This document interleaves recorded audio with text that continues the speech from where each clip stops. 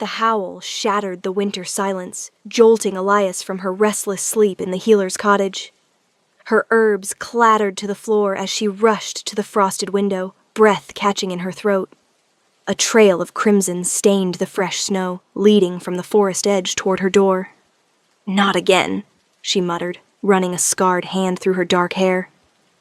The Northern Territory had seen its share of rogue attacks, but something about this felt different. The blood pattern was too deliberate, too desperate. Elias grabbed her silver dagger, a remnant from her days as pack warrior before the incident that cost her everything. 5 years of exile had done little to dull her instincts. Outside, the winter air bit at her skin, carrying the metallic scent of blood and something else. Something young. Following the trail into the tree line, Elias moved with practiced efficiency through the underbrush. Her exile here had been self-imposed after the battle that left 3 young wolves dead under her command.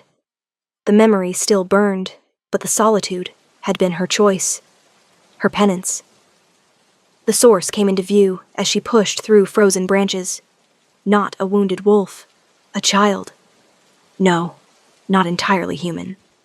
The boy couldn't have been more than 6, collapsed in the snow, wrapped in torn furs marked with royal insignia. Blood seeped from claw marks across his small shoulder. But what stopped Elias cold were the eyes that flickered open. Pure gold, unmistakably alpha. "Easy now," Elias whispered, sheathing her weapon and kneeling. "I won't hurt you." The child bared small fangs, a growl rumbling from his chest that would have been threatening if not so pitiful. He was freezing, dying, and far too young to be alone in these woods. Elias's trained eye catalogued the injuries. The claw marks weren't from a beast. They were from another shifter. Deliberate. Meant to kill. "Looks like we're both far from where we're supposed to be," she said softly, removing her cloak. The boy's eyes tracked her movements, wary but exhausted. As Elias reached to examine the wounds, something brushed against her consciousness. A sensation she'd thought lost forever. The pack bond. Faint, desperate reaching. An image flashed through her mind. A great hall of stone and timber, and a towering figure with a silver crown and eyes identical to the child's. The Alpha King. "What the hell?" Elias whispered, staring at the boy. "Your royalty." The child's eyes fluttered closed, consciousness fading. Elias made a split-second decision that would change everything. She gathered the surprisingly light child in her arms and ran. Behind her, she heard voices. Hunters. Not rescue. The tones were too cold, too satisfied. "Find the whelp. Lord Theron wants proof of death." Elias's blood ran cold. Theron. The king's own brother. She didn't look back. Just ran harder toward her cottage, the royal child cradled against her chest. 3 weeks passed in careful isolation. The boy, she'd finally learned his name was Kieran through halting, fearful whispers, recovered with startling speed. The Alpha bloodline ran strong. "Again," Elias instructed, watching as Kieran attempted to shift. The transformation was clumsy, incomplete. Half child, half cub, caught between forms. "Can't," Kieran whimpered, reverting fully to human. Tears streaked his dirt-smudged face. Elias knelt, gentling her voice in a way she'd forgotten she could. "Yes, you can. You're stronger than you think." Through their growing bond, somehow re-established despite Elias being Omega rank, supposedly too low to bond with Alpha blood, she felt Kieran's fear and confusion. Why did Uncle Theron hurt me? The question came with such innocence it physically pained Elias. "Because," Elias said carefully, "some people want power more than family." What she didn't say, that she'd pieced together the assassination attempt. With Kieran dead, Theron would be heir to the Northern Territories. The king's brother had always been ambitious. "Father thinks I'm dead," Kieran whispered that night, curled in the corner where he'd made his den from blankets Elias provided. Elias felt the truth of it through their bond. "Then we keep you that way. Until it's safe." Safer for them both. If anyone discovered an Omega harboring the lost prince, Elias would face execution. But something about Kieran's presence had begun to fill the emptiness in her chest, the void left by losing her pack, her rank, her purpose. The boys' nightmares came most nights. Elias would wake to find Kieran transformed into a golden wolf cub, whimpering in his sleep. The first time Elias reached to comfort him, a clear thought formed in her mind. Safe here. Safe with you. The bond shouldn't work this way. Omegas couldn't form alpha bonds. Yet here they were. "What are you?" Elias whispered to the sleeping cub. As if in answer, warmth spread through their connection. Not just the boy's consciousness, but something older. Ancient alpha bloodlines recognizing something in Elias that she'd thought bred out generations ago. She'd been told her whole life that Omega blood was weak, submissive, meant to serve. But as she held the future king in her arms, feeling the strength of their impossible bond, Elias began to wonder if everything she'd been taught was a lie. Winter gave way to early spring. Kieran had grown comfortable enough to smile, to play, to practice his shifting under Elias's patient guidance. The assassination attempt seemed a distant nightmare. Until the morning royal soldiers appeared on the forest road. Elias sensed them before she saw them. Through Kieran's bond, she felt the child's terror spike. "Hide!" Elias commanded. "The root cellar, now!" Kieran scrambled down the hidden hatch without question. Months of training had taught him to trust Elias absolutely. The knock came sharp and authoritative. Elias opened the door to find Captain Maris, a wolf she'd once served beside, now wearing the king's colors. "Elias Thorne." Maris's expression was unreadable. "You're wanted for questioning regarding the disappearance of Prince Kieran." Elias's heart hammered, but her face remained calm. "I've been exiled for 5 years, Captain. I know nothing of royal matters." "Then you won't mind if we search your cottage." Through the bond, Elias felt Kieran's barely controlled panic below. She projected calm, steady reassurance. "Stay silent. Stay still." "Search all you like," Elias said, stepping aside. For 20 agonizing minutes, soldiers tore through her modest home. Elias stood motionless, every nerve screaming, until finally Maris gave the order to withdraw. "If you hear anything," Maris said quietly at the door, "anything at all about the prince, he's your king's only heir. Without him, Lord Theron claims the throne." Something in Maris's tone caught Elias's attention. A warning, not a threat. "Theron would make a poor king," Elias said carefully. Maris's jaw tightened. "Many believe so, but without proof of the prince's survival, there's nothing to be done." She met her eyes meaningfully. "We leave at dawn. The cottage will be unwatched until then." After they left, Elias pulled Kieran from hiding. The boy was shaking, his golden eyes wide with terror. "They're gone," Elias soothed, but through their bond she felt the shift.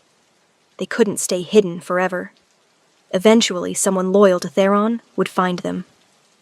That night, as Kieran slept fitfully, Elias made a decision. If they couldn't hide, they'd have to fight. But first, she needed to know the full truth. She placed her hand on Kieran's sleeping forehead and opened their bond completely, diving into the memories the traumatized child had buried. What she found made her blood run cold. The vision hit like a physical blow. Through Kieran's eyes, Elias witnessed the attack.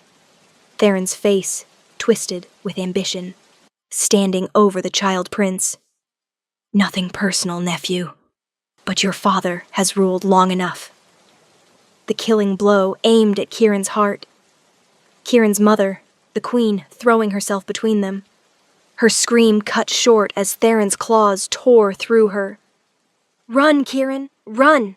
The boy fleeing through secret passages as his mother's blood pooled on marble floors. Loyal servants helping him escape the castle, dying to buy him time. The forest. Cold. Fear. The certain knowledge that everyone he loved was gone. Elias pulled back from the memory, gasping. Kieran whimpered in his sleep, reliving the nightmare. Not just attempted assassination. Regicide.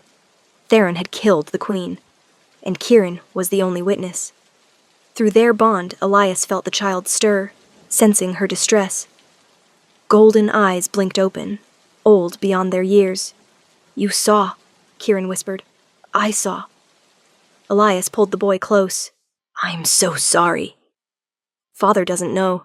Theron told him Mother died in a rogue attack, that I was taken." Kieran's small hands fisted in Elias's shirt. "He doesn't know his own brother betrayed him." "Then we tell him," Elias said firmly. "We go to the king." "Theron will kill us," Kieran said with devastating calm. "Not if we're smart."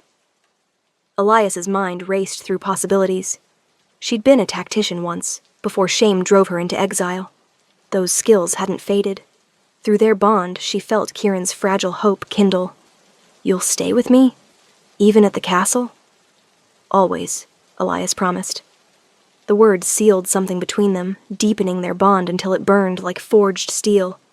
An Omega and an Alpha heir. Impossible. Unheard of, but undeniable. They traveled by night, avoiding main roads. Kieran, now strong enough to hold his wolf form for hours, ran beside Elias through the forest.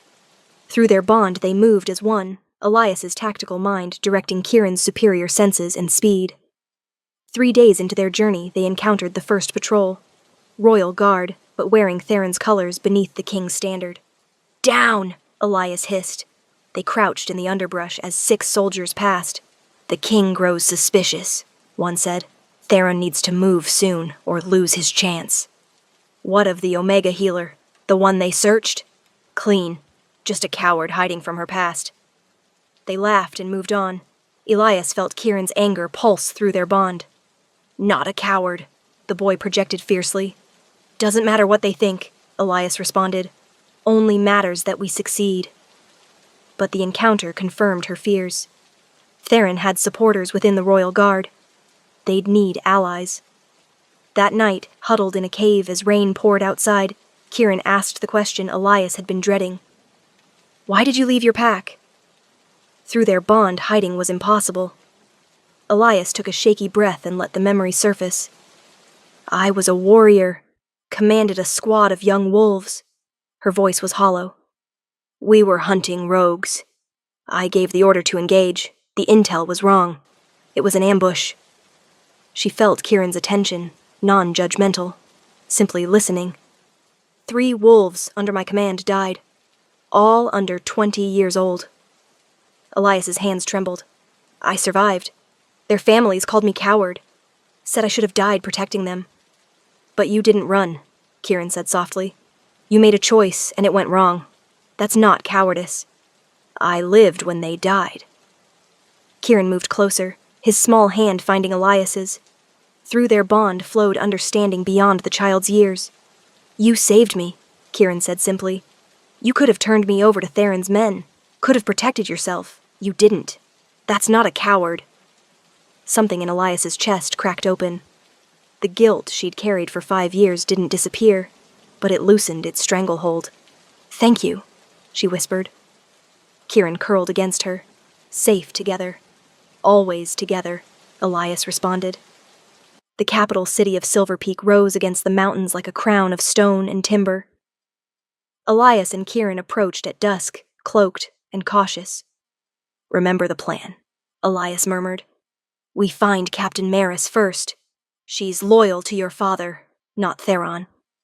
Kieran nodded, his wolf form small but alert beside Elias. They slipped through the city's lower quarters, avoiding the main gates. Elias's knowledge of the old servant passages, learned during her warrior days, served them well. In a shadowed alley, they found her. Captain Maris stood with 2 other soldiers, their conversation hushed and urgent. Elias recognized them, old pack members, warriors she'd trained with. "Captain," Elias called softly. Maris spun, hand on her sword, then froze. Her eyes dropped to the golden wolf at Elias's side. "Spirits above," she breathed. "Is that—" "The prince," Elias confirmed. "And we need to see the king. Privately." Maris's face hardened with determination. She knelt before Kieran. "My prince, We thought you lost." Kieran shifted to human form, unconcerned with his nudity in the way of wolves. "My uncle tried to kill me. He killed my mother, and he needs to answer for it." The two soldiers exchanged shocked looks. Maris's jaw set. "Then let's make him answer." They moved through servant corridors, the castle as familiar to Elias as breathing, despite her years away. Maris led them to the king's private study, dismissing the guards with her authority. Inside, the Alpha King Aldrich stood by the window, his shoulders bowed with grief. When he turned, Elias was struck by how much the man had aged, silver threading his dark hair, lines carved deep around his eyes. Then those eyes, identical to Kieran's, landed on the boy. Aldrich staggered. "Kieran? Father!" Kieran ran forward, and the king dropped to his knees, crushing his son against his chest. The raw emotion in the room was overwhelming. Through their bond, Elias felt Kieran's joy and grief colliding. She stepped back, giving them space, until Aldrich's gaze found her over Kieran's head. "You," the king's voice was thick with emotion. "You saved my son." "I did what anyone should have," Elias said quietly. "You're the Omega, the warrior who exiled herself." Recognition flickered in Aldrich's eyes. "Elias Thorne." "Yes, Majesty." Aldrich stood, keeping one hand on Kieran's shoulder. "Tell me everything." As Elias recounted the tale, the assassination attempt, the months in hiding, Theron's betrayal, she felt the king's alpha presence press against her, testing, measuring.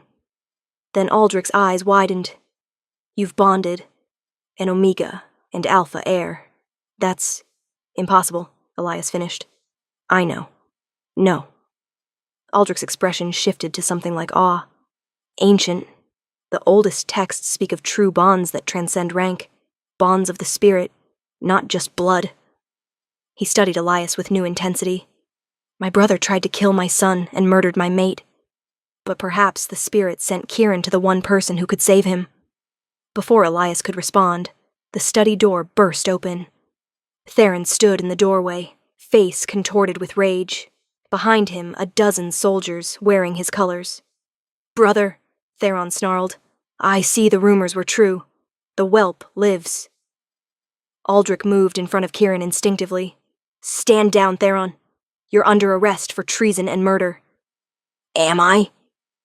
Theron smiled coldly. "Look around, brother. More men answer to me than you. Did you think I'd wait for your brat to return and ruin everything?" The soldiers behind Theron drew weapons. Maris and her two warriors stepped forward, but they were vastly outnumbered. Through her bond with Kieran, Elias felt the boy's terror, but also something else, a surge of alpha power unlike anything before. "Enough!" Kieran's voice rang out, far deeper than a child's should be. His eyes blazed pure gold. The temperature in the room plummeted. Every wolf present felt it. The undeniable weight of alpha bloodline asserting dominance. Theron actually stepped back. "Impossible. He's just a child." "He's the heir," Elias said, moving to stand beside Kieran. Through their bond, she channeled strength into the boy. "And you're finished." Kieran raised one small hand, and Elias felt the command pulse through their bond with such force it drove her to her knees. "Kneel." The alpha voice, undeniable and absolute. Every wolf in the room, except Aldrich, dropped. Even Theron, face purple with rage and humiliation, couldn't resist the compulsion. Kieran swayed, exhausted by the effort. Elias caught him, cradling the boy against her chest. "Well done," she whispered. Aldrich moved swiftly, placing Theron in silver restraints. "For the murder of Queen Elena, for attempted regicide, and for treason against the Northern Territories, you are sentenced to execution." Theron snarled. "You can't." "I can, and I will." Aldrich's voice was ice. "Captain Maris, take him to the dungeon. Trial at dawn." As Theron was dragged away, still struggling futilely against the alpha command that kept his wolf suppressed, Aldrich turned to Elias. "You saved not just my son, but my kingdom." The king's eyes were bright with unshed tears. "Name your reward." Elias looked down at Kieran, now sleeping peacefully in her arms, the bond between them a steady warmth in her chest. "I want nothing, Majesty, except—" She met Aldrich's gaze. Permission to remain in Kieran's life, to continue training him. Understanding dawned in the king's eyes. "You love him, as a mother loves a son." "Yes." The admission came easily. Somewhere in the past months, the traumatized prince had become her purpose, her redemption. "And Kieran?" Aldrich asked gently. Through their bond, even unconscious, Kieran's response was clear. "My Elias. Safe. Always." Aldrich smiled, genuine warmth breaking through his grief. "Then you shall be his guardian, officially. Raised to beta rank, given quarters in the castle, and charged with the prince's protection and education." Elias felt tears sting her eyes. "Your Majesty, I don't deserve—" "You deserve more than I can give." Aldrich placed a hand on her shoulder. "You gave me my son back. You gave the kingdom its future. And somehow you formed a bond that proves our old ways were wrong. Omega, Beta, Alpha, they're just words. What matters is here."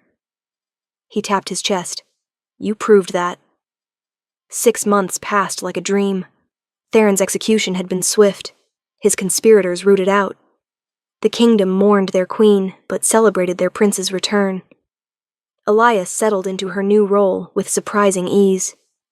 She trained Kieran in combat, in shifting, in the political intricacies of court. But more than that, they simply existed together, a bond deeper than pack, stronger than blood. "Again," Elias called, watching Kieran spar with older wolves. The boy was 9 now, growing into his power. Kieran moved like water, precise and controlled, all Elias's teaching evident in every motion. When he pinned his opponent, a 15-year-old beta, the older wolf submitted immediately. Pride surged through Elias. "Well done." "Learned from the best," Kieran projected back, grinning. That evening, as they sat in Elias's chambers reviewing tactical texts, Kieran asked the question that had been building for weeks. "Father wants me to choose a mate soon. Political alliance." Elias's heart clenched, but she kept her voice neutral. "You're young yet. But yes, eventually that will be your duty." "I don't want a political alliance." Kieran looked up, his golden eyes serious. "Our bond. It's permanent, isn't it?" "Yes." Elias had researched extensively. True spirit bonds couldn't be broken except by death. "Good." Kieran returned to his book. "Because I'm not letting you go. Ever." "Kieran, I know it's not romantic. I'm still a child." Kieran's maturity always surprised Elias. "But someday I'll be king. And when I am, I want you beside me. Not as servant or guardian. As partner." Elias's breath caught. "That's not how this works. I'm Omega-born. The Council would never—" "The Council serves the king, and I'll be king." Kieran's certainty was absolute. Besides, we already proved their old rules wrong. An Omega bonding with an Alpha heir? Impossible. Yet here we are. Through their bond, Elias felt the depth of Kieran's conviction. Not childish infatuation, but something profound and patient. A promise for the future. "When you're grown," Elias said carefully, "if you still feel this way, we'll discuss it." "I'll still feel this way," Kieran said with alpha confidence, "because you're mine, Elias. And I'm yours. That won't change." Later that night, as Elias stood on her balcony overlooking the moonlit city, King Aldrich joined her. "He told me his intentions," the king said quietly. Elias tensed. "Your Majesty, I've done nothing inappropriate." "Peace." Aldrich raised a hand. "I know, and I approve." Elias stared in shock. "The bond you share is sacred. Rare. Our people spent centuries dividing ourselves into ranks, into hierarchies. But you and Kieran, you've shown us something we'd forgotten. That true strength comes from connection, not domination." Aldrich smiled. "My son will be a great king, and you'll stand beside him, not beneath him. That's how it should be." "I don't deserve this," Elias whispered. You saved my son when you could have saved yourself. You loved him when the world called him dead. You deserve everything and more. Aldrich clasped her shoulder. Thank you for giving me my future back. 10 years later, the coronation ceremony filled the great hall with the entire pack assembled. Kirin, now 19 and every inch the Alpha King, stood before his people. At his side, wearing the silver circlet of royal consort, stood Elias. The whispers had finally died. A decade of Kirin and Elias working in perfect synchronization, defending the kingdom, revolutionizing their laws, proving that strength came in many forms, had won over even the most traditional. As Kirin accepted the crown from his father, their bond blazed with shared purpose and joy. Together, Kirin projected. Always together, Elias responded. They'd started as strangers, a lost prince and an exiled Omega. They'd become something the kingdom had never seen. True partners, bound not by rank or tradition, but by choice. And as the pack bowed to their new king and consort, Elias realized her exile had never been punishment. It had been the path leading her exactly where she needed to be. Home.